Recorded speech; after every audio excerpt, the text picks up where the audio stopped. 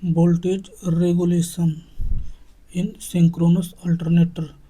The voltage regulation of a synchronous generator is the rise in voltage at the terminals when the load is reduced from full load rated value to zero, speed and field currents remaining constant।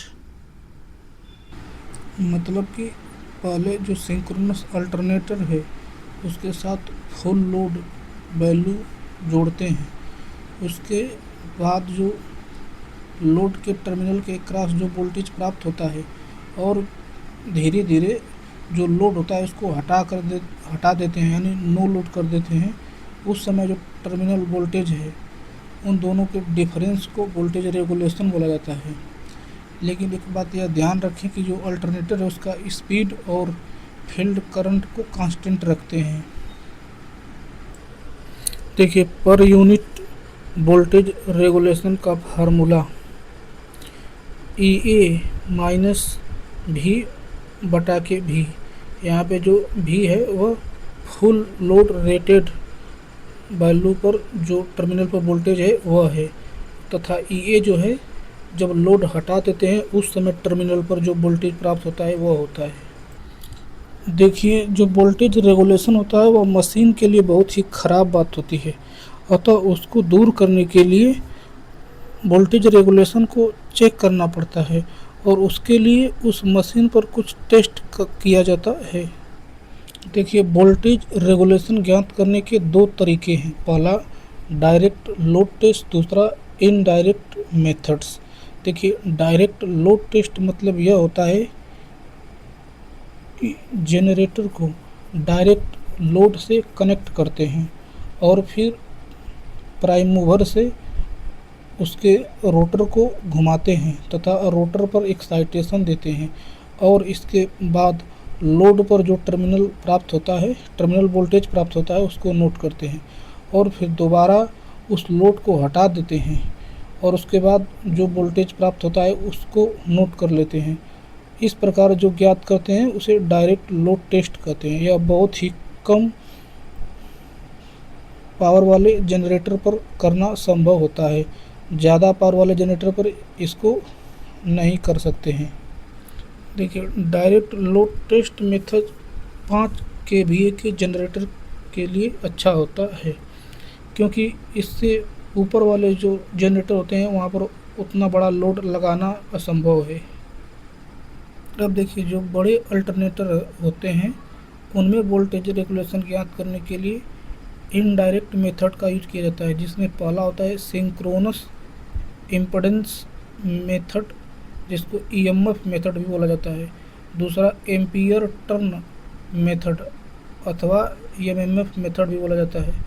तीसरा zero power factor method, JPF method, जिसको पोटियार method भी बोला जाता है। देखिए, alternator का जो equivalent circuit बनाए थे उसमें टर्मिनल वोल्टेज V बराबर EA minus ZS I into IA, यह फार्मूला मिला था। देखिए, वोल्टेज रेगुलेशन ज्ञात करने के लिए पहले EA पता होना चाहिए, दूसरा टर्मिनल वोल्टेज पता होना चाहिए। देखिए, EA के तो हम आसानी से प्राप्त कर सकते हैं, परंतु ये जो टर्मिनल वोल्टेज V है उसको ज्ञात करने के लिए यहाँ पे ZS का मान भी पता होना चाहिए। तो देखिए, इस ZS के मान को पता लगाने के लिए 3 टेस्ट परफॉर्म किया जाता है। पहला DC रेजिस्टेंस टेस्ट, इससे RA का मान मालूम चलता है। और देखिए, दूसरा ओपन सर्किट टेस्ट, इससे जो होता है वह वोल्टेज V का मान पता चलता है। और तीसरा होता है शॉर्ट सर्किट टेस्ट, इससे करंट का मान पता चलता है। और फिर देखिए, ZS बराबर होता है RA plus J plus XS, अथवा ZS बराबर V बटा के I करके जो है कि ZS का मान निकाल लेंगे। अब देखिए, RA का मान ज्ञात करने के लिए देखिए, यह अल्टरनेटर का रोटर फील्ड वाइंडिंग है, इससे कोई मतलब नहीं है। और देखिए, यह स्टार में कनेक्टेड स्टेटर वाइंडिंग है। इसमें देखिए 3 ठो टर्मिनल स्टार वाले हैं, इसमें से 2 टर्मिनल पर जो है कि 1 ठो वोल्टमीटर कनेक्ट करेंगे और देखिए एक जो टर्मिनल है उसमें अमीटर कनेक्ट करेंगे। तो देखिए जो वोल्टमीटर होगा वह 2 वाइंडिंग के एक क्रॉस का वोल्टेज मेजर करेगा तथा जो उन 2 वाइंडिंग के क्रॉस फ्लो होने वाले करंट को अमीटर रीड करेगा। और फिर देखिए यहाँ से आर का मान निकाल लेंगे V बटा के I करके। देखिए यह जो रेजिस्टेंस निकला हुआ है वह 2 वाइंडिंग का है, मतलब कि 2 फेज का है। तो सिंगल फेज करने के लिए जो रेजिस्टेंस है आया है उसमें भी 2 का भाग लगा देंगे। अब देखिए जो यह रेजिस्टेंस आया है यह स्टैंड स्टिल अवस्था में है, मतलब कि जब जो है कि रोटर स्थिर है। लेकिन देखिए अब रनिंग अवस्था का रेजिस्टेंस कुछ चेंज होता है, क्योंकि उसमें स्क्रीन इफेक्ट वगैरह कुछ आ जाते हैं उस कारण से। तो देखिए यदि रनिंग अवस्था का रेजिस्टेंस ज्ञात करना होगा तो उसमें 1.2 अथवा 1.7 के मीन यानी 1.25 से मल्टीप्लाई कर देते हैं। जैसे जो रेजिस्टेंस प्राप्त हुआ है डीसी वाला उसमें 1.25 से गुणा कर देंगे तो एसी रेजिस्टेंस मालूम हो जाएगा, मतलब कि उस समय का रेजिस्टेंस मालूम हो जाएगा जब जो अल्टरनेटर है वह सिंक्रोनस स्पीड से फुल लोड पर चल रहा हो। और देखिए दूसरा अल्टरनेटर पर टेस्ट करते हैं ओपन सर्किट टेस्ट। यहाँ पे देखिए डीसी सप्लाई एक तो रियोस्टेट के माध्यम से दी जा रही है। यह देखिए रोटर की फील्ड वाइंडिंग है। देखिए यहाँ पे अमीटर लगाकर जो फील्ड करंट IF है उसको मेजर किया जाता है। और फिर देखिए जो स्टेटर की वाइंडिंग है उनको ओपन किया गया है, अतः इसमें करंट नहीं फ्लो होगी, केवल EMF जनरेट होगा। इसीलिए देखिए इन तीनों कपल जो टर्मिनल है उनके एक क्रॉस वोल्टमीटर लगाए हुए हैं। अब देखिए शुरुआत में यहाँ पे रियोस्टेट के मदद से रेजिस्टेंस को मैक्सिमम रखते हैं ताकि जो फील्ड वाइंडिंग है उसमें करंट बहुत मतलब कि शून्य फ्लो करे, और फिर धीरे धीरे इस रेजिस्टेंस को कम करते जाते हैं और करंट को फील्ड करंट को बढ़ाते जाते हैं। तो देखिए जब फील्ड करंट को बढ़ाते जाएंगे और दूसरा जो रोटर है उसको प्राइम मूवर से सिंक्रोनस स्पीड पर घुमाएंगे तो देखिए जो स्टेटर है उसके क्रॉस EMF जनरेट होगा, जिसको इस वोल्टमीटर के द्वारा रीड करके देखिए फील्ड करंट और जो EMF है उसके बीच में ग्राफ खींचेंगे। अब देखिए जब रोटर पर फील्ड वाइंडिंग के करंट IF को धीमे धीमे बढ़ाते हैं तो देखिए जो ओपन सर्किट वोल्टेज E जो प्राप्त होता है वह कुछ समय तक लीनियर इस तरह प्राप्त होता है, लीनियर वेरी करता है। लेकिन कुछ समय बाद जो होता है वह इस प्रकार नॉन लीनियर हो जाता है, मतलब कि जो वाइंडिंग होती है वह सैचुरेट हो जाती है। इसी को देखिए अल्टरनेटर का ओपन सर्किट कैरेक्टरिस्टिक्स बोला जाता है, इसको ध्यान रखें। अब देखिए करंट को पता करने के लिए अल्टरनेटर पर शॉर्ट सर्किट टेस्ट करेंगे। शॉर्ट सर्किट टेस्ट में जो सिर्फ यही चेंज होता है कि जो स्टेटर वाइंडिंग होता है उन तीनों को शॉर्ट कर दिया जाता है और उनके एक क्रॉस जो होता है अमीटर कनेक्ट कर दिया जाता है। और देखिए जो रोटर फील्ड वाइंडिंग होती है उसको रियोस्टेट के मदद से डीसी सप्लाई 0 से लेकर फुल रेटेड तक दी जाती है तथा जो प्राइम मूवर होता है उसको रेटेड स्पीड से घुमाते हैं। तो देखिए जैसे जैसे फील्ड करंट बढ़ती है वैसे वैसे जो अमीटर की रीडिंग है उसको हम लोग काउंट करते हैं और आर्मेचर करंट IA तथा फील्ड करंट IF के बीच में ग्राफ खींचते हैं। देखिए IF का मान यदि 0 होगा तो देखिए आर्मेचर करंट, और फिर देखिए इसका ग्राफ इस तरह लीनियर प्राप्त होता है। इसको देखिए short circuit characteristics of alternator बोला जाता है, इसको ध्यान में रखें। एक बात यह ध्यान रखें कि करंट के केस में सैचुरेशन का कोई मतलब नहीं होता है, इसका ग्राफ हमेशा लीनियर होता है। अब देखिए ओपन सर्किट कैरेक्टरिस्टिक्स, दूसरा शॉर्ट सर्किट कैरेक्टरिस्टिक्स, इन दोनों के ग्राफ को एक ही फिगर में जब बनाते हैं तो देखिए यहाँ पे है ओपन सर्किट वोल्टेज E, देखिए फील्ड करंट IF तथा शॉर्ट सर्किट करंट ISC। तो देखिए जब फील्ड करंट OA हो तो उस समय जो ओपन सर्किट वोल्टेज होता है वह AB प्राप्त होता है, तथा ओपन सर्किट जो शॉर्ट सर्किट करंट है वह OC प्राप्त होती है। तो देखिए जो OA फील्ड करंट के पर जो रेजिस्टेंस R होगा वह देखिए वोल्टेज AB बटा के करंट AC होगा, यानी ZS बराबर V बटा के I। इस तरह देखिए यहाँ पे इम्पीडेंस तथा रेजिस्टेंस दोनों मालूम चल गया है, तो यहाँ से देखिए रिएक्टेंस XS का भी मान निकाल सकते हैं, क्योंकि ZS बराबर हम जानते होता है RA प्लस JXS होता है। तो देखिए यहाँ से अब वोल्टेज रेगुलेशन भी निकाल सकते हैं। मतलब कि अल्टरनेटर का वोल्टेज रेगुलेशन ज्ञात करने के लिए सबसे पहले तीनों टेस्ट परफॉर्म करना होता है, और फिर स्पेसिफिक मान को प्राप्त करना होता है, और फिर सब कुछ मान निकाल सकते। देखिए जो यह टेस्ट होता है यह हमेशा वोल्टेज रेगुलेशन का जो मान होता है वह ज़्यादा ही बताता है।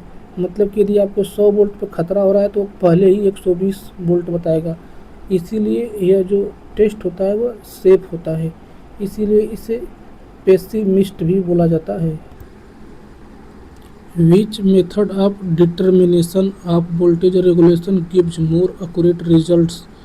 Because it is based on the separation of armature leakage reactance effect, OTR method. Zero power factor or OTR triangle method. This method depends on the separation of the leakage reactance of armature and its effect. It is used to obtain the leakage reactance and field current equivalent of armature reaction. It is also called a general method of voltage regulation. It is the most accurate method of voltage regulation. For calculating the regulation, it requires open circuit characteristics and zero power factor characteristics. The following assumptions are made in this method. The armature resistance is neglected.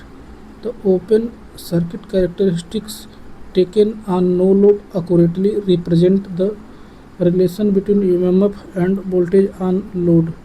The leakage reactance voltage is independent of excitation. The armature reaction EMF is constant. The short circuit ratio of a three-phase alternator should be high.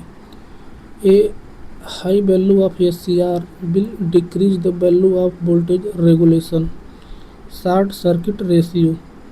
It is the ratio of field current required to produce a rated armature voltage at an open circuit to the field current required to produce the rated armature current at a short circuit. देखिए field current IF, short circuit voltage, open circuit voltage, rated voltage, rated armature current. The short circuit ratio is given by SCR बराबर 1/X PU। The high value of SCR implies the low value of X PU. The low value of the X PU increases the power transfer capability of the system. The high value of the SCR decreases the voltage regulation in the alternator. A 3-phase star connected synchronous alternator of rating 22 kVA 20 kilovolt 50 hertz has synchronous reactance 8 per phase. The induced voltage per phase is 20 kilovolt and the phase terminal voltage is 15 kilovolt. Find the 3-phase maximum power of the machine. देखिए the 3-phase power in an alternator is given by P बराबर 3 VP EP बटा के XS into sine delta 3 VP EP बटे के XS into sine delta for maximum power delta बराबर 90 अंश। P max बराबर 3 VP EP बटे के XS पर phase here all value must be per phase values. देखिए गिवन दैट VP बराबर 15 किलोवोल्ट P मैक्स बराबर हो जाएगा 3 गुणे के 15 गुणे के 20 बटा के 8 यानी 112.5 मेगावाट आ जाएगा। देखिए यहाँ पे VP जो है कि फेज टर्मिनल वोल्टेज है जिसका मान दिया हुआ है 15 किलोवोल्ट और देखिए जो EP है वह phase terminal open no load voltage है जिसका मान दिया हुआ है 20 किलोवोल्ट। देखिए यहाँ पे जो सिंक्रोनस रिएक्टेंस है वह 8 पर फेज दिया हुआ है। A synchronous motor can be operated at lagging as well as leading power factors.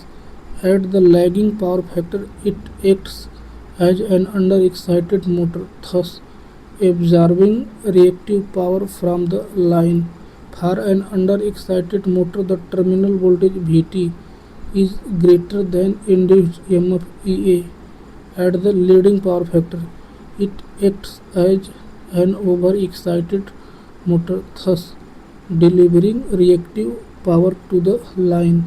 For an over-excited motor, the terminal voltage Vt is smaller than induced EMF Ea.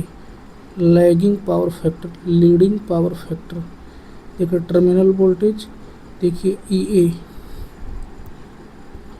Alternator का generated EMF देखिए -j/IXS देखिए theta देखिए यह delta ये देखिए terminal voltage VT -j/IXS EA देखिए theta देखिए delta.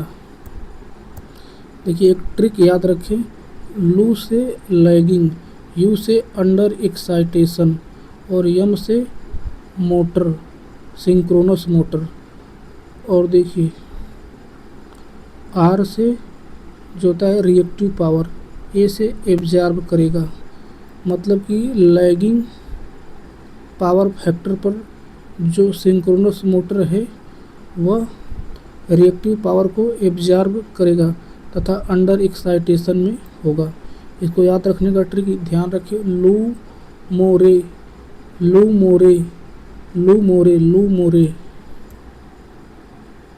देखिए which of the following motor is non self starting synchronous motor. देखिए stator pole direction of rotating magnetic field. देखिए फिर देखिए salient pole rotor arbitrary position at start. अब देखिए axis of stator magnetic field.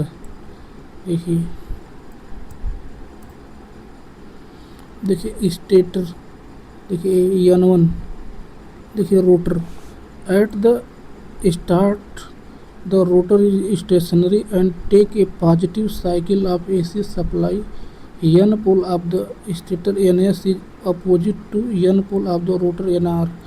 The repulsion on the rotor will move clockwise or counterclockwise. Now take negative half cycle N pole of stator will become S pole. Now S pole of the stator SS will attract N pole of the rotor NR because of attraction during negative cycle and repulsion during the positive cycle. The resultant rotation is 0, so resultant torque is 0, so synchronous motor is not self-starting.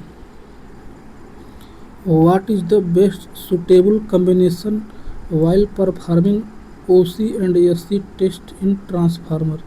इसको देखिए याद रखने का trick है ओचसल ओचसल ओचसल ओचसल ओचसल। ओ से open circuit test, च से मतलब एच बी साइड, और देखिए सल से शॉर्ट सर्किट टेस्ट, और ल से मतलब एल बी साइड। इस ट्रिक को याद रखें ओचसल ओचसल। दूसरा बात याद रखें कि ओचसल ओ से ओपन सर्किट से, च से एच बी साइड, मतलब कि जो एच बी साइड होता है उसको ओपन कर देते हैं। सल सल मतलब कि स से शॉर्ट सर्किट टेस्ट, ल मतलब एल बी साइड, मतलब कि एल बी साइड की वाइंडिंग को शॉर्ट सर्किट कर देते हैं। What is the most vital condition to be ensured throughout the period of drying out transformer, which usually takes 3 to 4 weeks for large transformer? The air temperature should never exceed 90 Celsius. Drying up transformer insulation. The cases in which the drying of transformer is necessary are as follows. Traces of water were found on the active part or in the tank. Storage of a transformer without oil exceeded 1 year. Self-indicating silica gel lost its blue color as it absorbed moisture. Active part of a transformer was exposed to an outside air for longer than the set time. Dehydration of transformer did not bring the insulation to the standard values. Ways of dehydration of transformer insulation. Hard dry air calculation. First, the oil is heated to 80 to 85 Celsius, dried and filtered in the oil plant.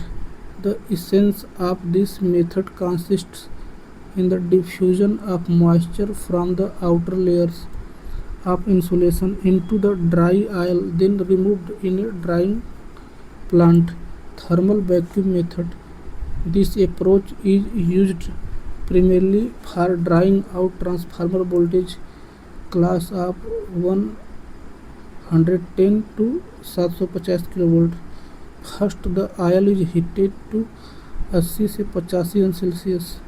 Then the insulation is heated by hot oil circulation or the circulation of current in the windings.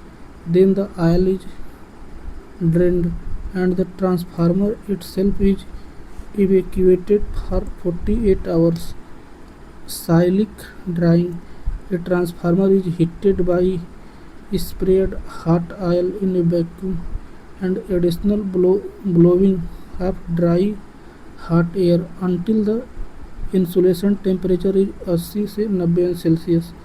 Then again the transformer is evacuated with heated with jets of hot oil.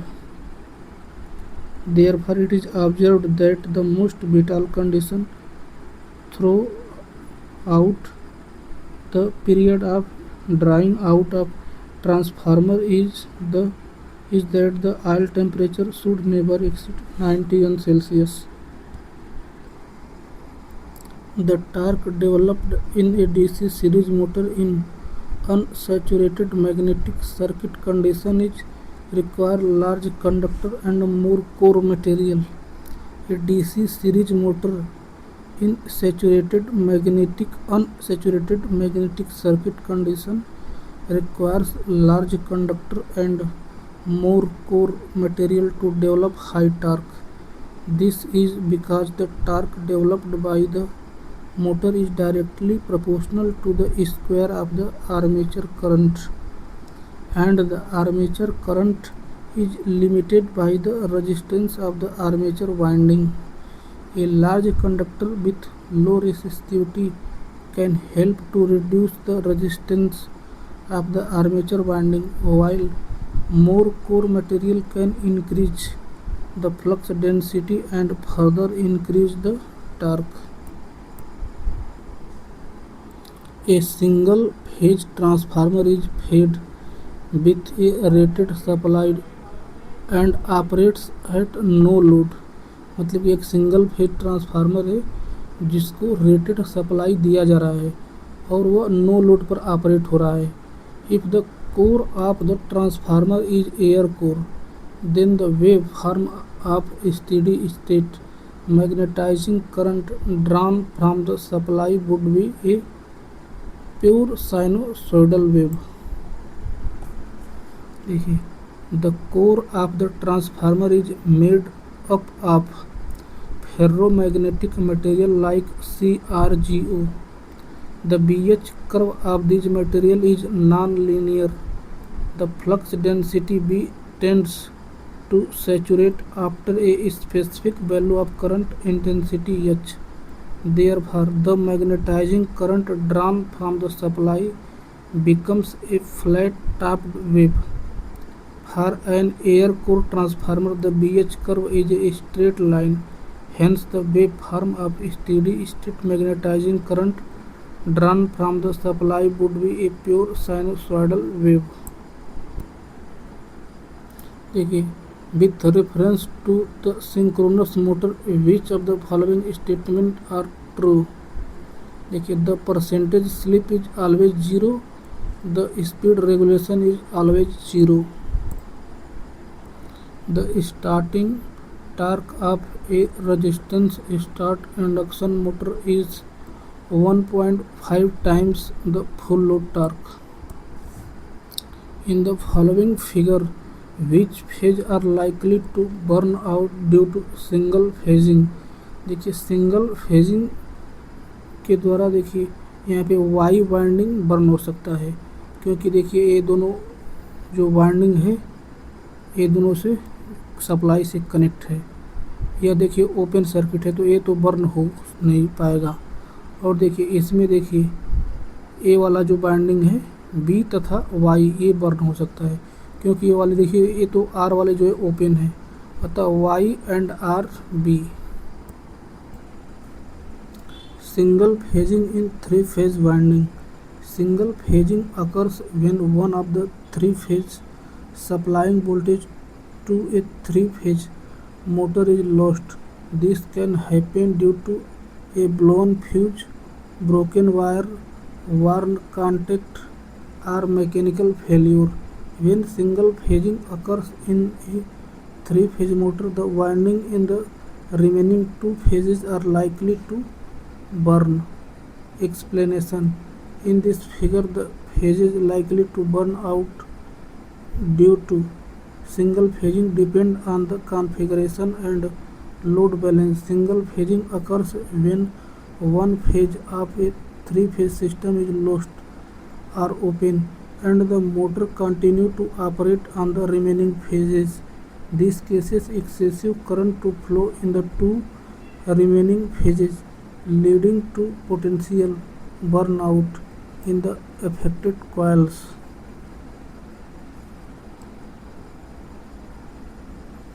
For delta connection, in a delta configuration, if one phase is lost, example phase R opens, the other two phases B and Y will have to carry more current. This can cause overheating and eventually burning out of these two phases winding. So, in the delta connection, the phases that are likely to burn out are the two remaining connected phases.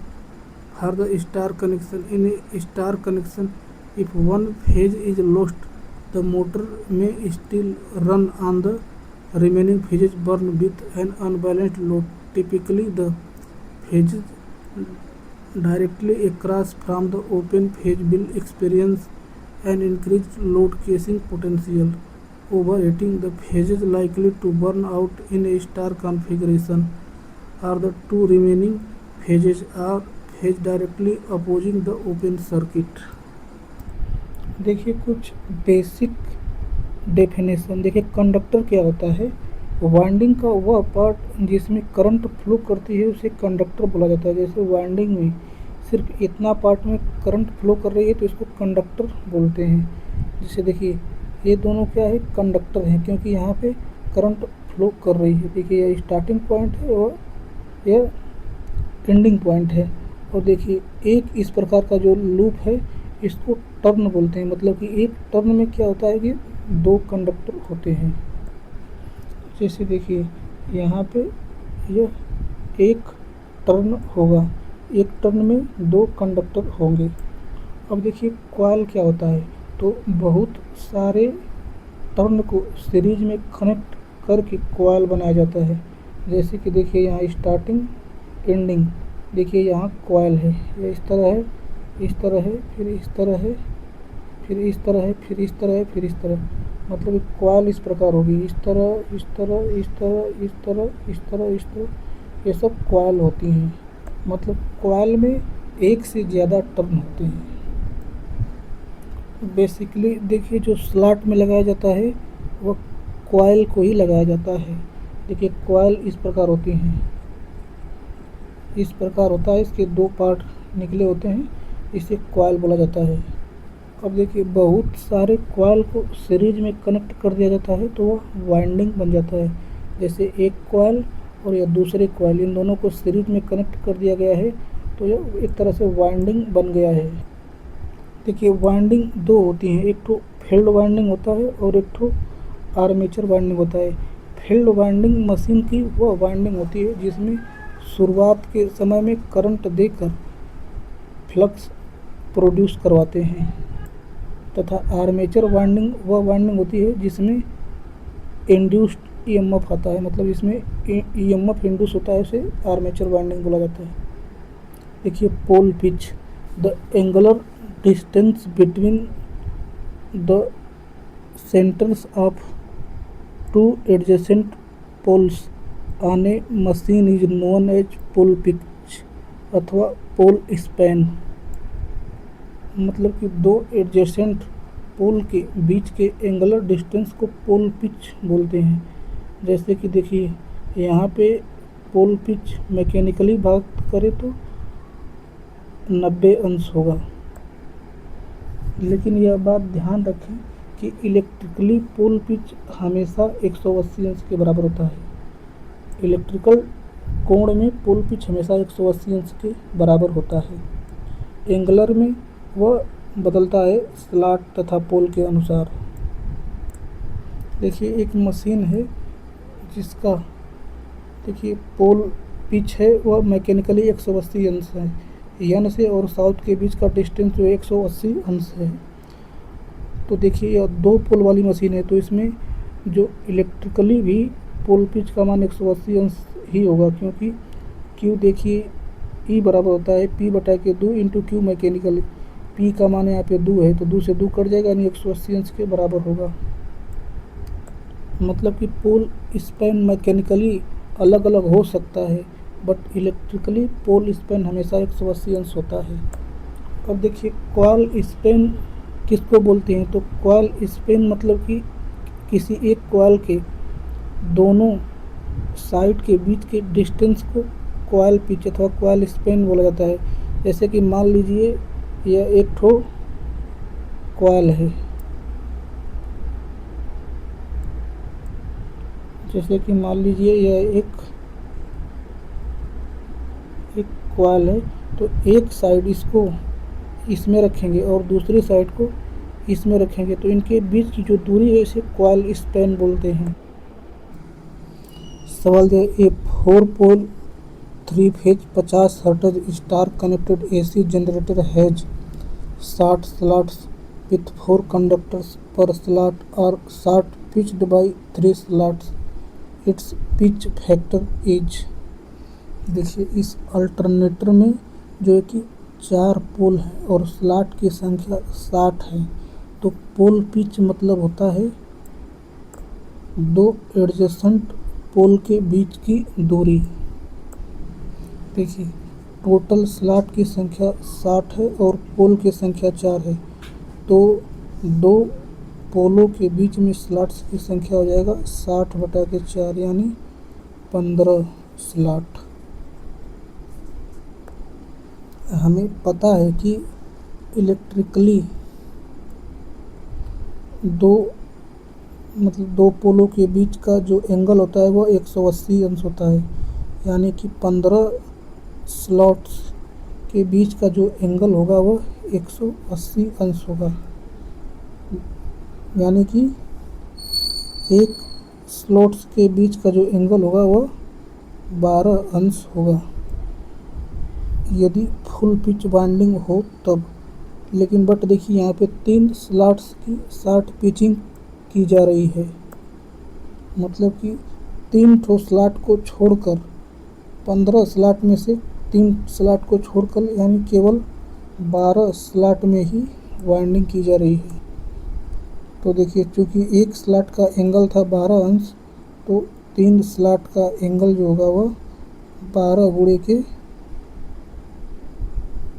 गुणे के 3 यानी हो जाएगा 36 अंश। यानी कि देखिए इस प्रकार, ये देखिए नॉर्थ पोल, ये देखिए साउथ पोल, वाइंडिंग इस प्रकार होगी।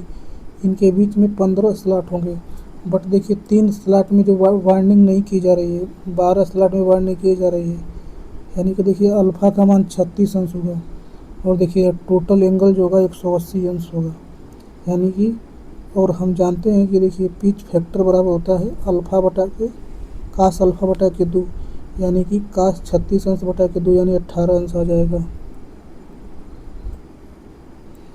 The major function of a pulse is to isolate low and high power circuit. The major function of a pulse transformer is to isolate low and high power circuits. Pulse transformer. A pulse transformer is a type of transformer that is designed optimized for voltage pulse transmission in between its two windings as well as to the connected load.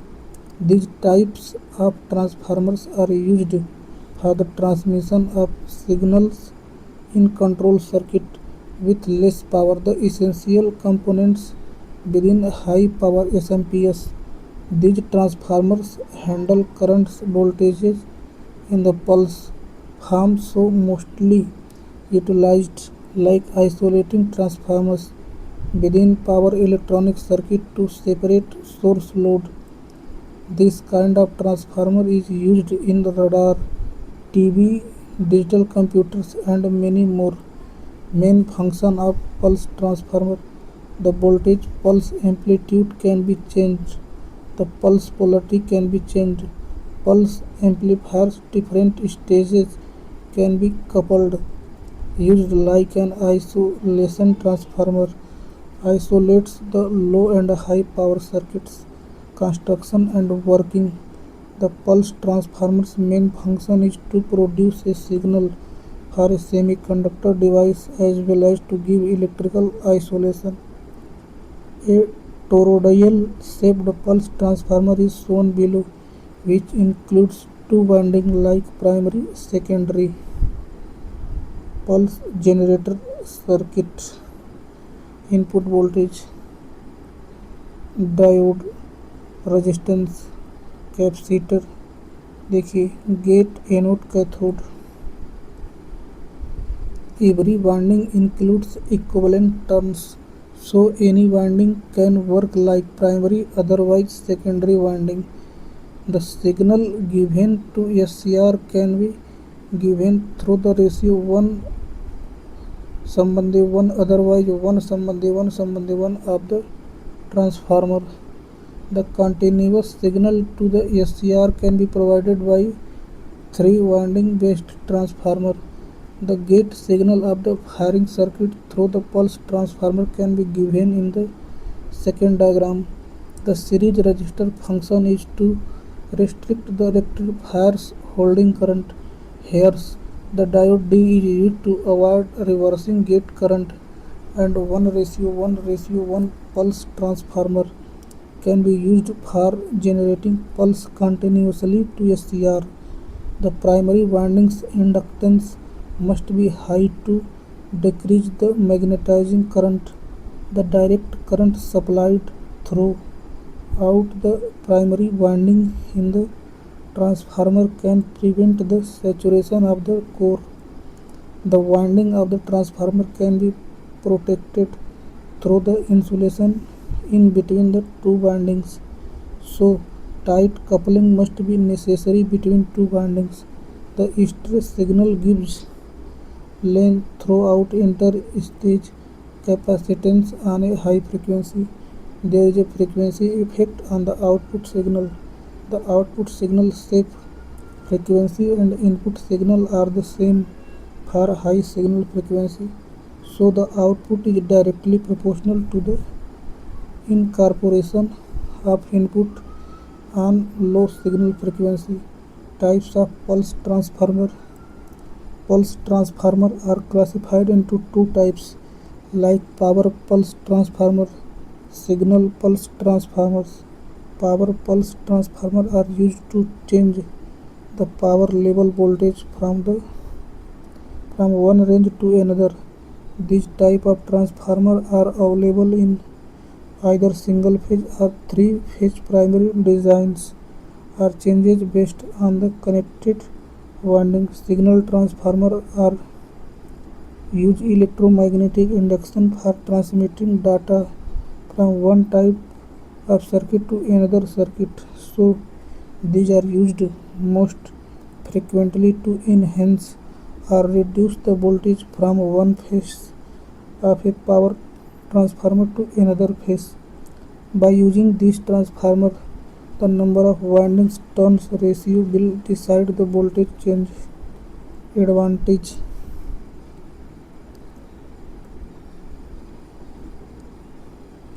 A small in size, high isolation voltage, inexpensive exterior power supply is not required. It operates at high frequency. It is capable of for transmitting high energy, includes more windings, avoids stray current. It gives insulation control. Disadvantage. At low frequency, both the output waveform are different from each other. The DC supplies throughout primary winding to decrease the saturation of the core. This kind of transformer saturates at fewer frequencies, thus it can be utilized for only maximum frequencies only. The signal is unclear because of the magnetic coupling. Pulse transformer एक ऐसा device है जो input में दिए गए pulse signal को transform करता है, यानी उसको अलग अलग तरह के आउटपुट में बदलता है। ये अक्सर इलेक्ट्रॉनिक सर्किट में सिग्नल प्रोसेस करने के लिए इस्तेमाल होता है ताकि सिग्नल की एनर्जी या शेप बदल सके। In synchronous motor the starting torque is break away torque. Types of torque in synchronous motor. पहला break away torque. The torque that is developed at the starting time of the motor is known as break away torque. It is torque developed by the synchronous motor when nameplate voltage is applied to its armature winding. It may be as low as 10% in the case of a centrifugal pump. Running torque. It is torque developed by the synchronous motor under running condition. The full load torque of the motor is called running torque. It is determined by horsepower and speed of the motor. Pull-in torque. A synchronous motor is started as an induction motor during starting condition and its speed is below 2 to 5% of the synchronous speed. When the excitation or DC supply to the field winding is applied, the motor pulls into synchronism, resulting stator and rotor magnetic field rotating at the same speed. The amount of torque required for a synchronous motor to pull into synchronism called pull-in torque. Pull-out torque.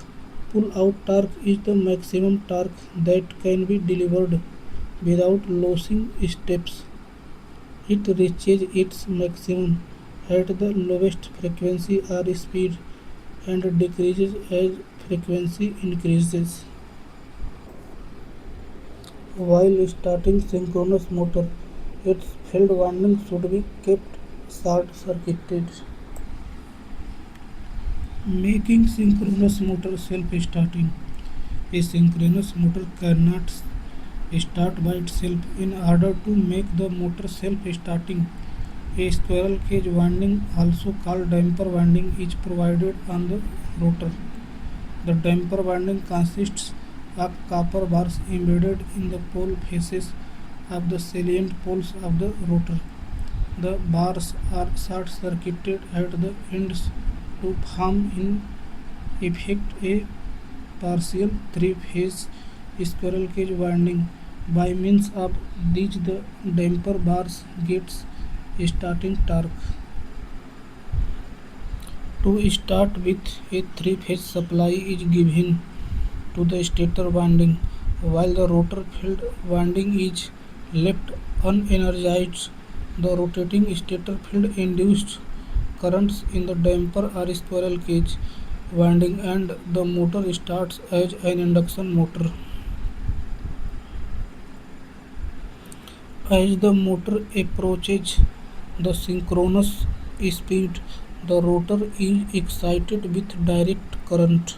Now the resulting poles on the rotor face poles of opposite polarity on the stator, and a strong magnetic attraction are set up between them. The rotor poles lock in with the poles of rotating flux. Consequently, the rotor revolves at the same speed as the stator field at synchronous speed.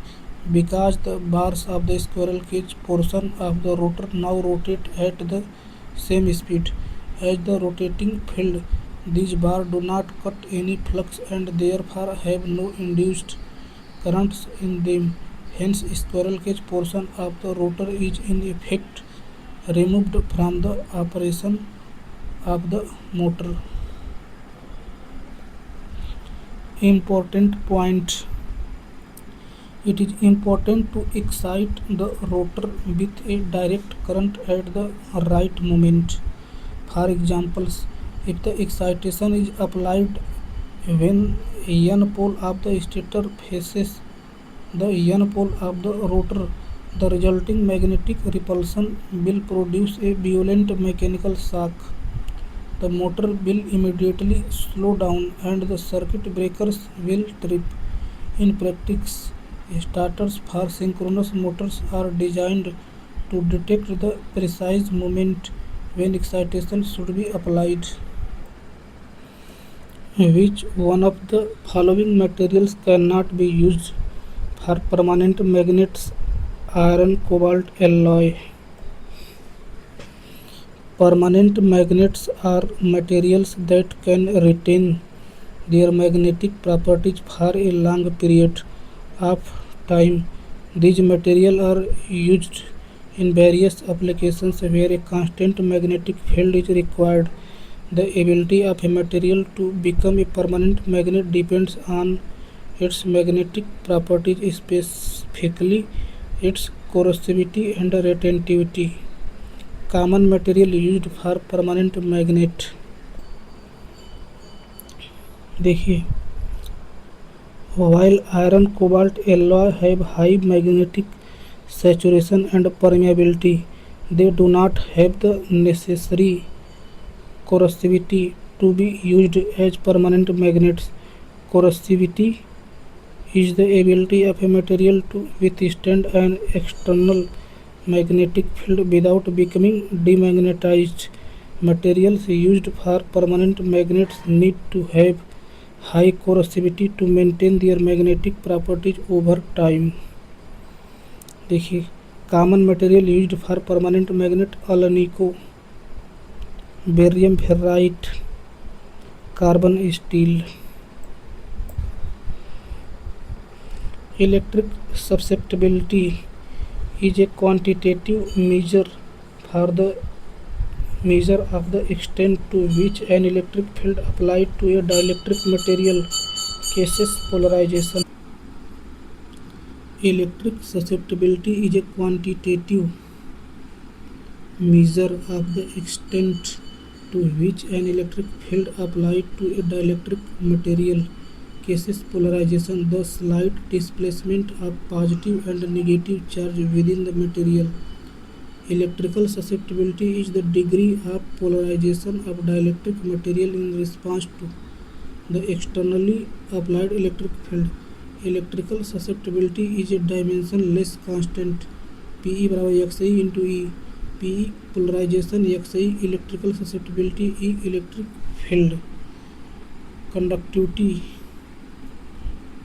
अब देखिए magnetic conductivity is defined as the ratio of magnetic current density to magnetic field intensity. Magnetic conductivity बराबर M/H। Magnetic susceptibility ये तो जानते ही। A toroid is a coil of insulated or enamelled wire wound on a D shaped form made of powdered iron. A toroid is used as an inductor in electronic circuit, especially at low frequency where comparatively large inductance are necessary. The toroid solenoid is a coil of insulated wire wound on a rod-shaped form made of solid iron, solid steel, or powdered iron. Hence, we can consider toroid as a ring-shaped closed solenoid. देखिए I current. A toroid has more inductance for a given number of turns than a solenoid with a core of same material and similar size. This makes it possible to construct high inductance coils of reasonable physical size and mass.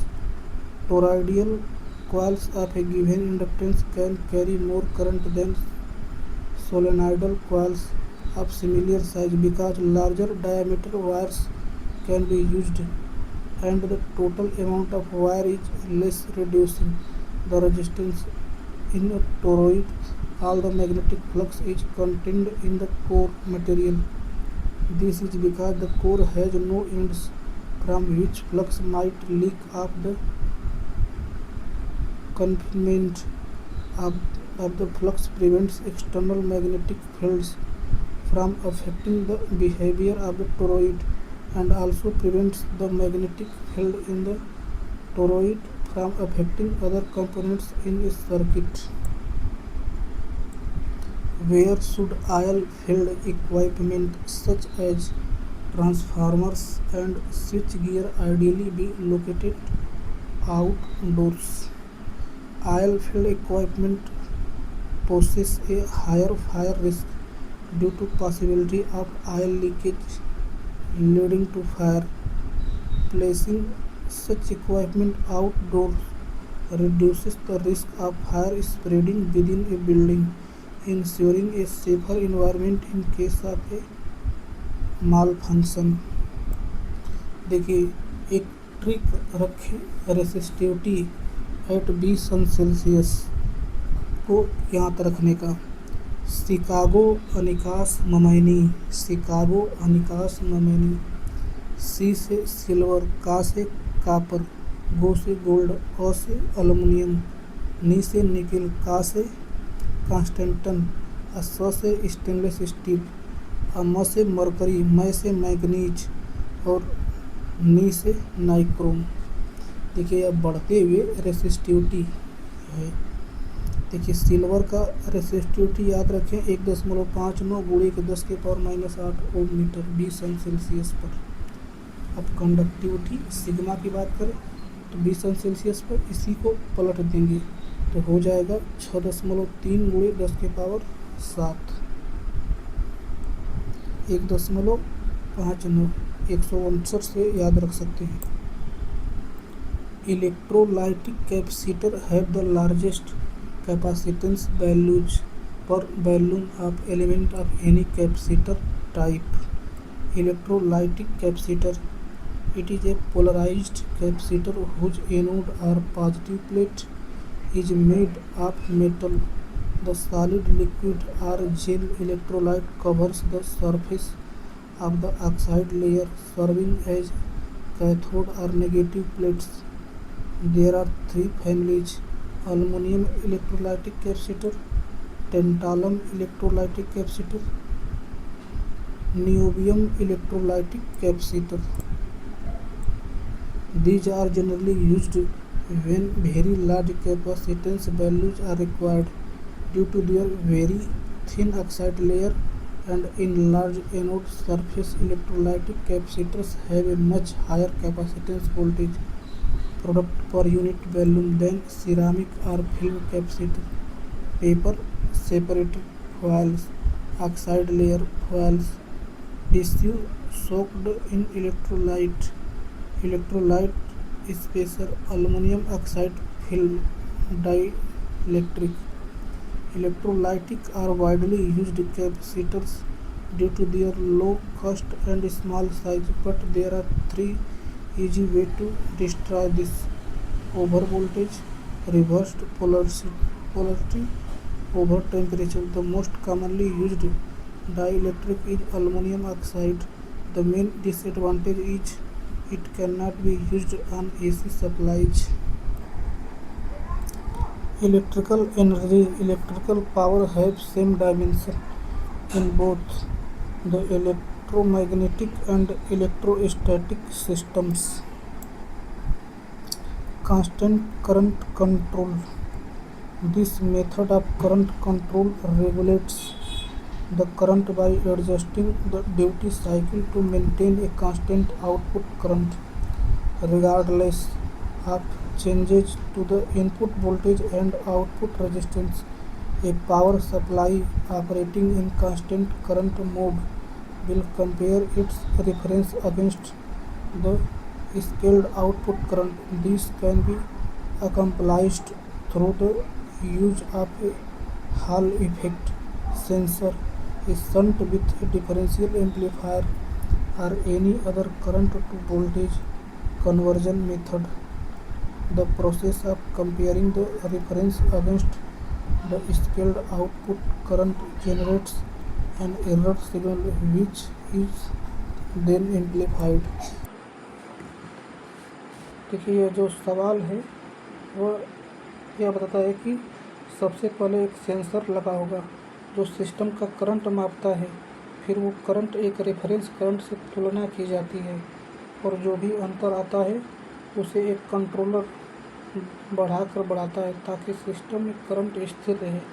इस तरह हम लगातार current को बराबर बनाए रखते हैं। ये स्टेप्स हैं वो एक प्रकार का फीडबैक कंट्रोल सिस्टम बताते हैं। इसमें हम पहले पूरे सिस्टम का करंट मापते हैं, फिर उसे एक रेफरेंस करंट से तुलना करते हैं। जो भी अंतर यानी एरर सिग्नल बनता है उसे बढ़ाकर कंट्रोल किया जाता है। इस पूरी प्रक्रिया में करंट की स्थिर रखने की कोशिश की जाती है, इसलिए हम इसे कांस्टेंट करंट कंट्रोल यानी स्थिर करंट नियंत्रण कहते हैं। The connection of an ideal current source and an ideal voltage source will behaves as an ideal voltage source when they are connected in parallel. This is because the voltage across both the ideal current source and the ideal voltage source in parallel is determined by the ideal voltage source as an ideal voltage source maintains a constant voltage regardless of the current. Therefore, the combination behaves as an ideal voltage source. The RMS value of any signal is given by RMS बराबर करड़ी में 1/t समाकलन minus infinite to infinite x square t dt, where t time period of the signal है, I max I ampere 2t t। RMS बराबर करड़ी में 1/t समाकलन 0 to t कोष्टक में I max बटे के t इंटू टी स्क्वायर का dt। इसको हल कर देंगे तो देखिए I max बटा करड़ी में 3 आ जाएगा। The induced EMF is related to the change in current as follow. E बराबर L D I upon D T, L बराबर N D five by D I. The dual network of the figure shown below consists of 15 volt, 3 Henry, 12 Henry, एक current source of 15 ampere, एक capacitor of 3 farad and capacitor of 12 farad. Duality electrical circuit series रहेगा तो parallel, resistance का conductance, inductor का capacitor, voltage source का current source, KVL का KCL. From the above table in A dual circuit voltage source becomes the current source and inductors become capacitors. देखिए 15 volt, 3 Henry, 12 Henry. Dual of the above circuit will be A current source of 15 ampere. देखिए एक capacitor of 3 farad, देखिए 3 Henry 3 farad बन गया है, and एक capacitor of 12 farad, देखिए यहाँ 12 हेनरी 12 फैराड बन गया है. देखिए यहाँ पे सीरीज में सब लगा हुआ है तो यहाँ पे पैरेलल बन गया है. Capacitor with automatic power factor controller when installed in A plant reduce the reactive power drawn from the grid. Capacitor with automatic power factor controller when installed in a plant reduce the reactive power drawn from the grid. Capacitors are used to improve power factor by providing reactive power to counter react the reactive power demand of inductive loads in a plant. The automatic power factor controller monitor the power factor and voltage of the system and controls the switching of capacitor to maintain a desired power factor level. By doing so, it helps in reducing the amount of reactive power drawn from the grid, which in turn reduces the overall demand for reactive power and improves the efficiency of the system. To determine the percentage reactance at the base kVA, you need to scale the reactance based on the ratio of the base kVA to the rated kVA. Therefore, the correct formula is percentage reactance at base kVA बराबर base kVA बटे के rated kVA गुणे के percentage reactance at rated kVA. This formula allows you to calculate the reactance at the base kVA level taking into accounts the scaling factor based on the ratio of the base kVA and the rated kVA.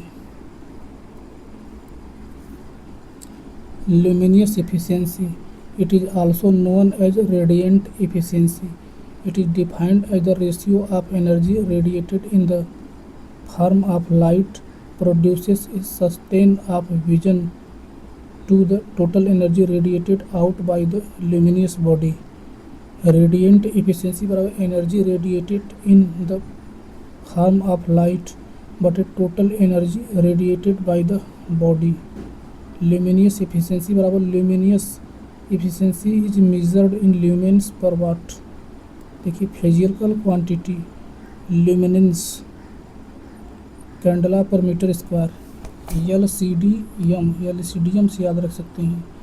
L से luminance और CD से CD बटे metre square. Illuminance का lux है, illuminance का lux IL, इल से याद रख सकते हैं, ई से इल्यूमिनेंस और यल से लक्स इल. आप फल से याद रख सकते हैं, ल्यूमिनियस फ्लक्स का ल्यूमेन, फल से फ्लक्स, लॉ से ल्यूमेन. देखिए ल्यूमिनियस इंटेंसिटी को कैंडला से याद रख सकते हैं.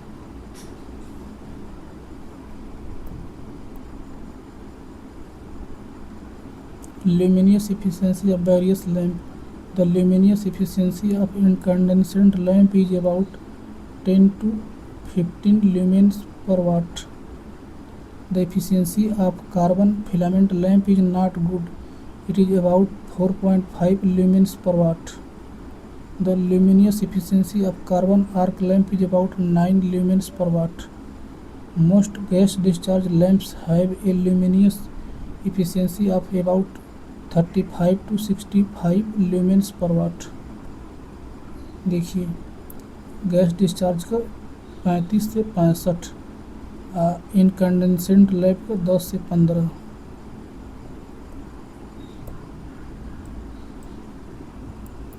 The phenomenon of fluorescence in a fluorescent lamp mainly occurs due to presence of phosphorus. Fluorescent lamp. A fluorescent lamp or fluorescent tube is a low-pressure mercury vapor gas discharge lamp that uses fluorescence to produce visible light. Fluorescence is the emission of light by substance that has absorbed light or other electromagnetic radiation. It is a form of luminance. An electric current in the gas excites mercury vapor, which produces short wave ultraviolet light that then cases a phosphor coating on the inside of the lamp to glow. A fluorescent lamp converts electrical energy into useful light much more efficiently than an incandescent lamp. The typical luminous efficiency of fluorescent lighting system is 50 से 100 lumen per watt, several times the efficiency of the incandescent bulb with comparable light output. देखिए properties is true for good heating element, low temperature coefficient of resistance. देखिए heating element are used to convert electrical energy to heat energy. देखिए the electric current through the element encounters resistance which results in the heating of the element. It is the part of electric devices such as an iron box heater. देखिए requirements of heating element, high resistivity, दूसरा high melting point, तीसरा low temperature coefficient of resistance, चौथा positive temperature coefficient of resistance, high oxidising temperature, high ductile and flexibility. Which of the following advantage of electric heating is represented by no irritating noise and low radiation losses? Better working condition. The advantage of electric heating represented by no irritating noise and low radiation losses corresponds to creating a better working condition. Electric heating systems are known for their quiet operation and minimal heat loss through radiation, which can contribute to a more comfortable and pleasant working environment compared to some other heating methods that may be noisy or less efficient in containing heat. देखिए the other advantage of electric heating, economical. The initial cost of an electric heating system is typically lower than other types of heating systems. फिर देखिए cleanness. Electric heating does not produce any ash or soot, making it a clean and sanitary option. Durability. Electric heating systems are typically very durable and can last for many years. When a rated load with 0.8 lagging power factor is supplied, the terminal voltage of a three-phase star-connected alternator with a certain interference is 6600 volt line-to-line value. With the same interference, the voltage developed in the open circuit is 7154 volt phase value. What will be the value of voltage regulation of the alternator? यहाँ पे देखिए power factor का कोई मतलब नहीं है. हम जानते हैं अल्टरनेटर का वोल्टेज रेगुलेशन बराबर होता है ई नोट माइनस भी बटा के भी गुणे के 100. यहाँ पे E note no load terminal voltage है तथा भी रेटेड लोड टर्मिनल वोल्टेज है। देखिए यहाँ पे लाइन टू लाइन वोल्टेज दिया हुआ है 6600 वोल्ट, मतलब रेटेड लोड पर जब लोड कनेक्ट है। और देखिए यहाँ पे नो लोड वोल्टेज दिया हुआ है 7154 वोल्ट, यह फेज वैल्यू दिया हुआ है। और स्टार में कनेक्ट है तो हम जानते हैं कि स्टार में जो लाइन वोल्टेज होता है वह फेज वोल्टेज में करणी में 3 का गुना होता है। तो 7154 में करणी में 3 का गुणा कर देंगे तो ई जीरो का मान निकल जाएगा और फिर फार्मूला में रख के वोल्टेज रेगुलेशन निकाल देंगे।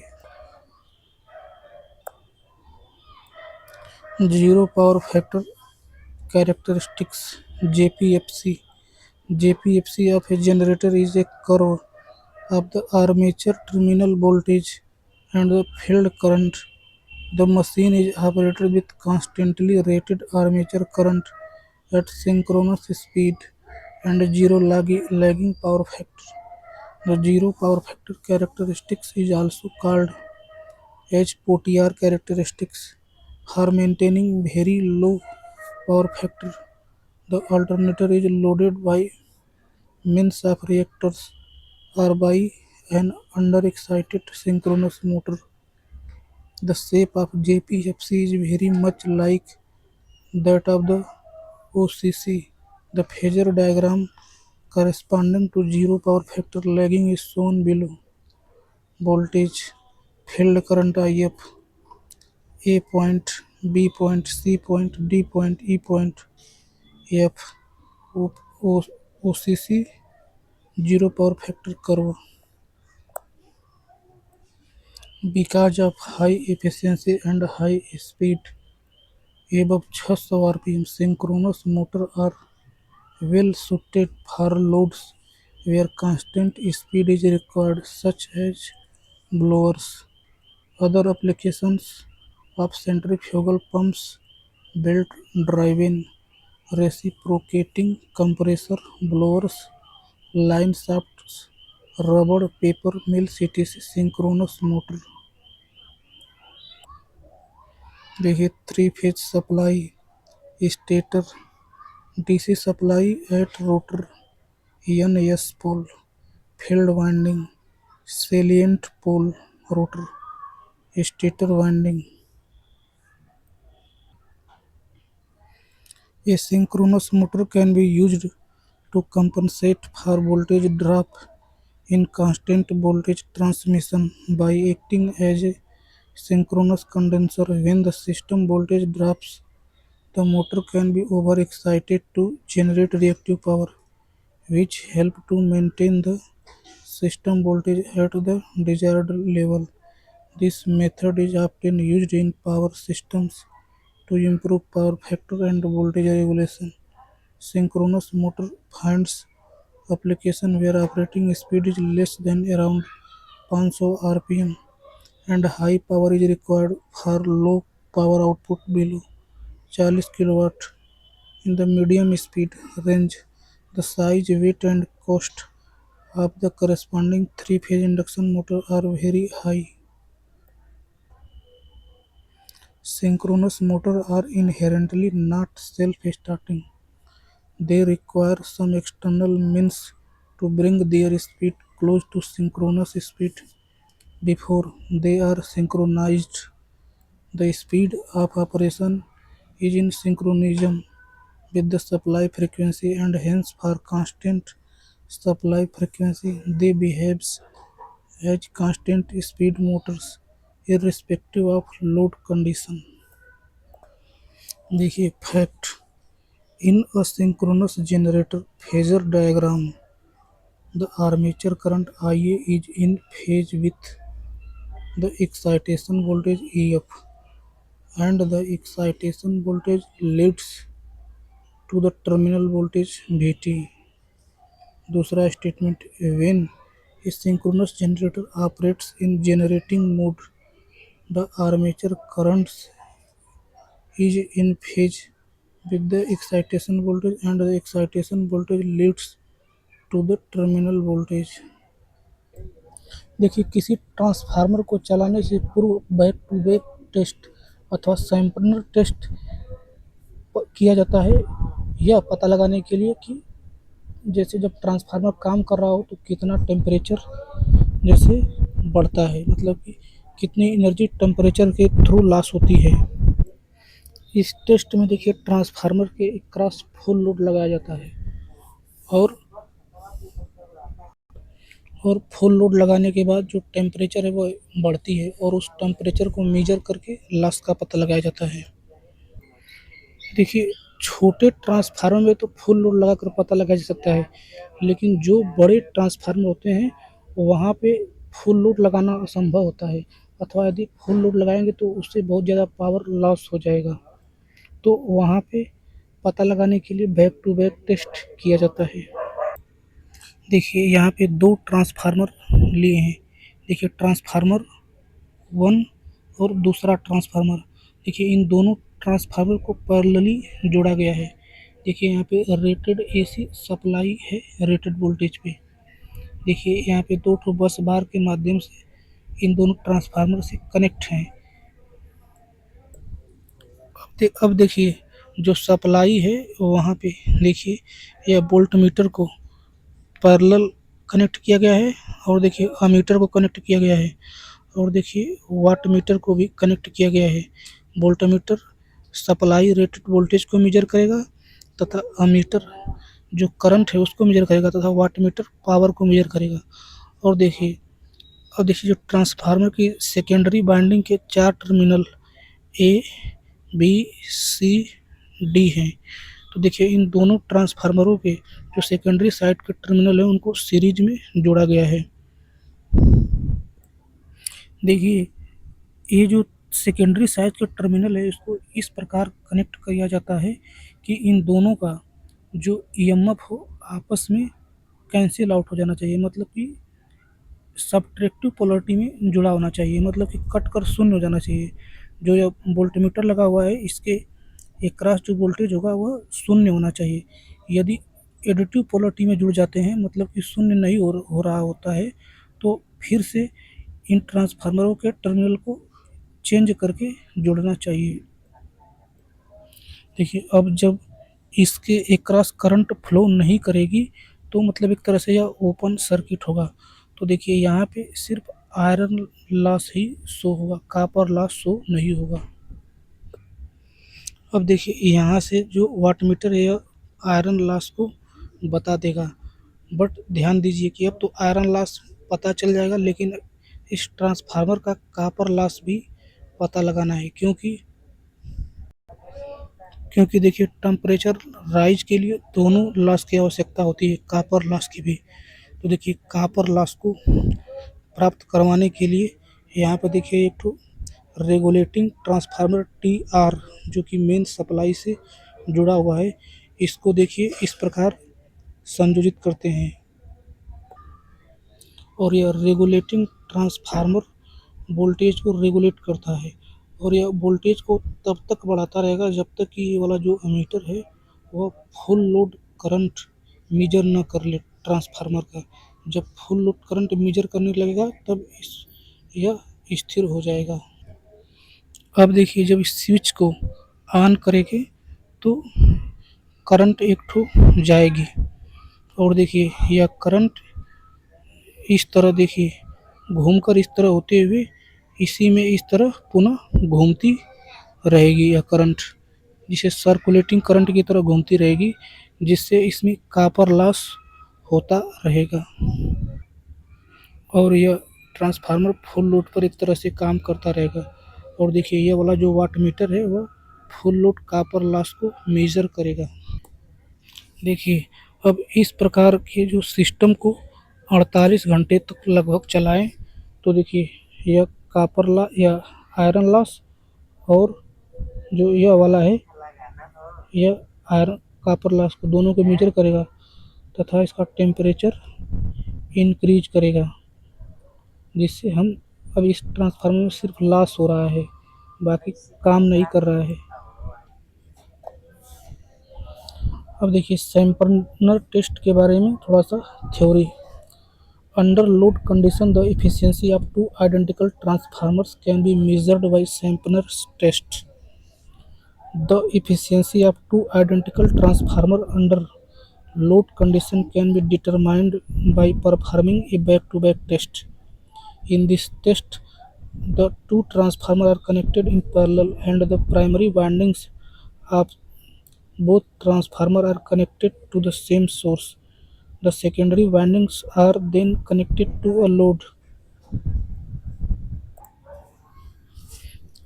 The efficiency of two identical transformers under load condition can be measured and compared using a method known as back-to-back test, also referred to as the Sampson's test.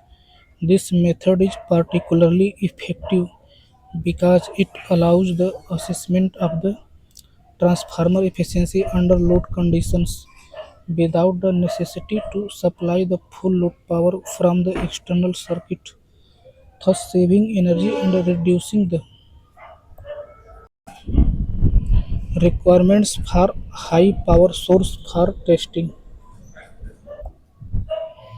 देखिए AC supply at rated voltage V1 A2 ammeter 2P1 बराबर 2P node wattmeter regulating transformer TR ammeter wattmeter 2PC1 V2 देखिए switch transformer advantage energy efficient as most of the load power is circulated internally, reduced requirement for a high capacity power source for testing under full load conditions, allow assessment of efficiency under simulated full load condition without the need for actual full power dissipation. Limitation: it mainly provides information on steady state efficiency and losses without insights into transient behaviors or other dynamic characteristics accurate for similar types of transformers but might not fully replicate all operational conditions.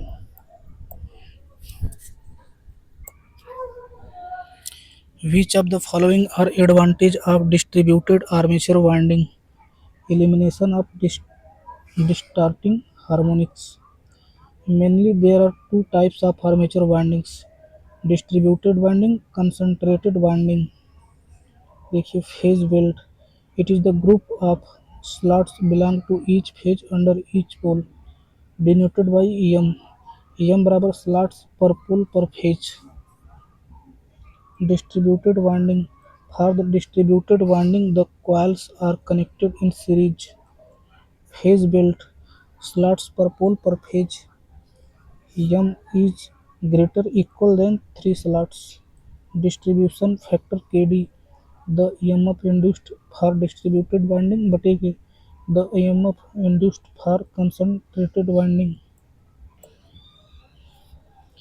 Kd बराबर sign M n gamma बटे के 2 बटे के M sign n gamma बटे के 2. Concentrated winding, for the concentrated winding phase belt M बराबर 1 slot. If SPP M बराबर 1 then it is concentrated winding. The phase difference between E1, E2, E3 is 0. The resultant of voltage is an arithmetic sum ER बराबर E plus E plus E यानी 3E. Advantage of distributed winding: the effect of harmonics is eliminated, so the generated EMF is more sinusoidal. With the elimination of harmonics, iron losses are reduced, therefore efficiency will be increased. Armature winding is well balanced, since winding is placed in all slots. Temperature rise, copper loss are uniformly distributed, so the cooling is effective. The entire armature core is utilized. Less slot depth compared to concentrated winding, therefore less leakage flux, less leakage reactance, less voltage drop, better regulation. Some outdoor distribution substation transformers are equipped with a tank on the top of the transformer called a conservator, in which expansion and contraction of the coil takes place. Parts of the transformer: conservator tank, Buchholz relay, breather, temperature gauge, tank outlet, core, transformer tank, cooling tubes, transformer aisle, primary terminal bushing, explosion vent, secondary terminal bushing, transformer core. The transformer core is mainly used for two purposes: to provide mechanical support for the entire transformer and to provide a path for the flow of magnetic flux. The core is built up of soft iron or silicon steel lamination to provide a low reluctance path to the magnetic flux bushing. Bushing are the insulating system in the construction of a transformer that enables an electrical conductor to safely transformer transfer electrical energy through it. Windings: the transformer has two windings, primary winding and secondary winding. The primary winding is connected to the power supply and the secondary winding is connected to the load. The winding connected to the high voltage circuit is called high voltage HV winding. The winding connected to the low voltage circuit is called low voltage winding. Transformer tank and insulating aisle. The transformer core and winding arrangement are immersed in a tank containing insulating aisle. The tank gives protection to the core and windings. Cooling tubes are welded with the tank for cooling purposes. The insulating aisle acts as an insulation medium for core and windings. It is also used for absorbing the heat in the windings and core. Aisle conservator: the transformer tank is connected through a pipe to a small tank called the conservator. The conservator is designed to act as an oil reservoir for the transformer oil. The main function of the oil conservator is to keep the transformer tank filled with oil under all conditions. Breather: the breather is a part of a large sized transformer and it regulates the temperature. Cooling tubes, radiating tubes. Radiator provide sufficient cooling area. This heat has to be dissipated to operate the transformer efficiently. The radiating tubes are used to remove the heat from the transformer oil and tank. Through this cooling tube, coolant in the form of oil or air are passed inside a transformer Buchholz relay. Buchholz relay is a device used to protect the transformer from fault occurring inside the tank. It is a gas and oil actuated relay. The number of dead coil for three-phase AC coils and two parallel path concept. Dead coil windings refer to windings where some of the slots contain wedge instead of coil side. Solution: given that three-phase winding and the number of coils is 80, two parallel paths. From the given information, the three-phase winding will look like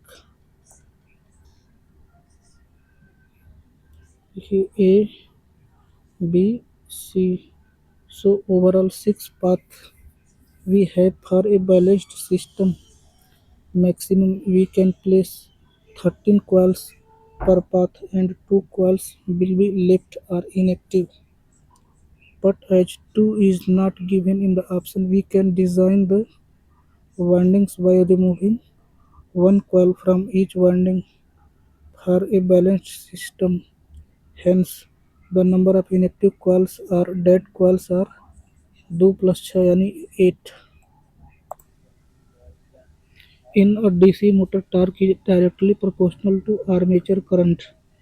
The torque becomes directly proportional to the armature current. This means that increasing the armature current will increase the torque and vice versa. For DC machine, torque is directly proportional to armature current and flux T proportional phi into Ia. In DC shunt motors, flux is constant, not dependent on armature current. Hence, torque is proportional to armature current T proportional Ia. In DC series motors, flux is directly proportional to armature current. Hence, torque is directly proportional to square of the armature current Ta proportional Ia square. In DC series motor at saturation condition, flux is constant. Hence, torque is proportional to armature current T proportional Ia, where T torque, Ia armature current, phi field flux. In rush current of a transformer at no load is maximum if the supply voltage is switched on at zero voltage value. देखिए transformer inrush current. The transformer inrush current is the maximum instantaneous current drawn by the primary of the transformer when their secondary is open circuit. The inrush current does not create any permanent fault, but it causes an unwanted switching in the circuit breaker of the transformer. During the inrush current, the maximum value attained by the flux is over twice the normal flux. This is known as double effecting.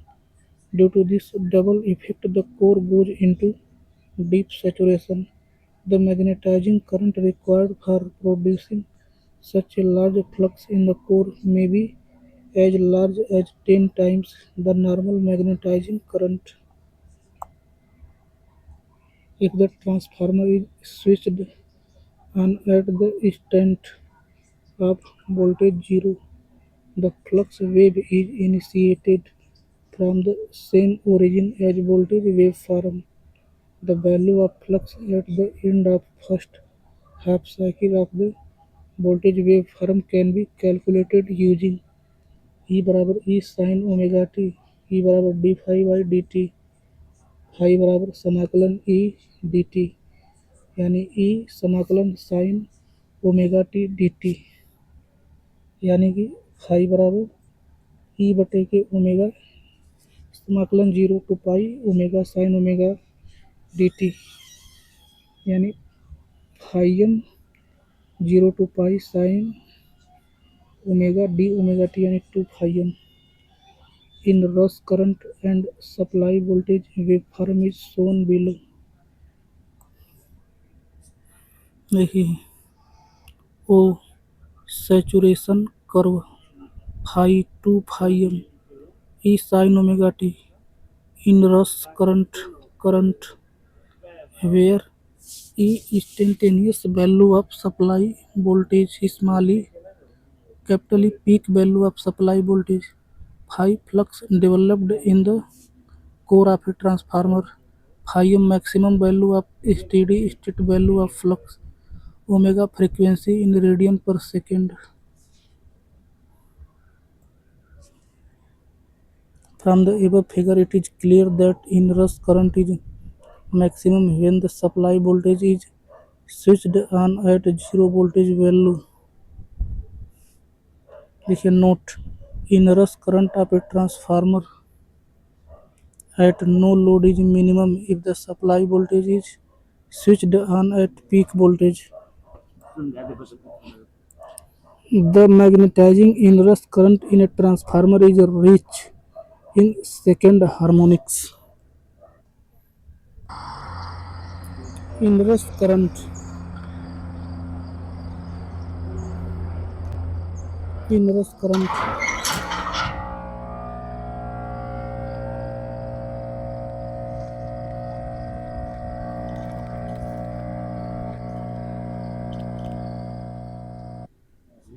देखिए जब transformer लाते हैं तो देखिए इसे AC source से जोड़ते हैं। देखिए यहाँ पे जो सेकेंडरी वाइंडिंग है ओपन है, यानी कि नो लोड कंडीशन है। इस समय जब एसी सोर्स से जोड़ेंगे तो एक तो नो लोड करंट फ्लो करती है, वह रेटेड करंट की 2 से 3% होती है, मतलब कि इस रेंज में होती है। अब देखिए जब सेकेंडरी साइड में लोड कनेक्ट कर देंगे तो उस समय जो करंट फ्लो होगी वह फुल लोड करंट फ्लो होगी, जिसकी रेंज इस तरह होती है। बट देखिए ऐसा प्रैक्टिकली नहीं होता है।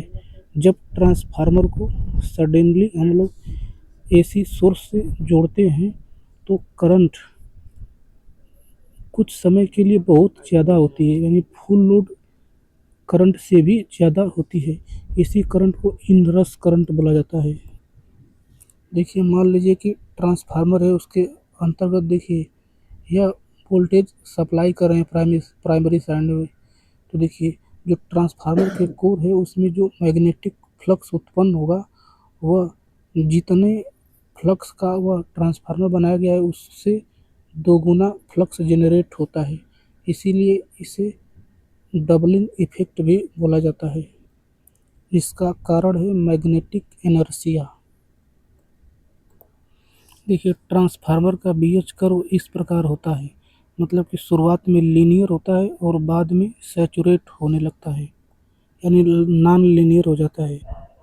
देखिए नॉर्मल कंडीशन में ट्रांसफार्मर के कोर में फ्लक्स फाइम जनरेट करने के लिए I01 करंट की आवश्यकता होती है, जो लगभग 2 से 3% होती है फुल रेट करंट की। बट देखिए यहाँ पे फ्लक्स चला गया है बहुत ज़्यादा, यानी 2 मतलब कि सैचुरेशन रीजन में चला गया है। तो इस समय करंट बहुत ज़्यादा I02 की आवश्यकता होती है। तो देखिए इस डबलिंग इफेक्ट के कारण जो नो लोड करंट है इसका 50 से 60 गुना करंट की आवश्यकता होती है 2 फ्लक्स बनाने के लिए। मतलब कि फुल रेटेड करंट की बात करें तो 5 से 6%। इसीलिए देखिए जो मीटर की रीडिंग है वह बहुत ज़्यादा आ गई है। देखिए इन रस करंट का वेव फॉर्म का देखिए ग्राफ। देखिए शुरुआत में जो है कि बहुत ज़्यादा हो रही है, और लेकिन फिर बाद में जैसे जैसे टाइम बीत रहा है वैसे वैसे नॉर्मल स्टेट की तरफ फ्लो कर रही है। देखिए इस टाइम में जो है कि एकदम से 2 से 3% फुल रेटेड करंट की हो गई है, जिसे स्टेडी स्टेट बोला जाता है। और देखिए मतलब कि अनस्टेबल वेव फॉर्म की टाइम उसे ट्रांजिएंट स्टेट बोला जाता है, जब इनरश करंट फ्लो करती है।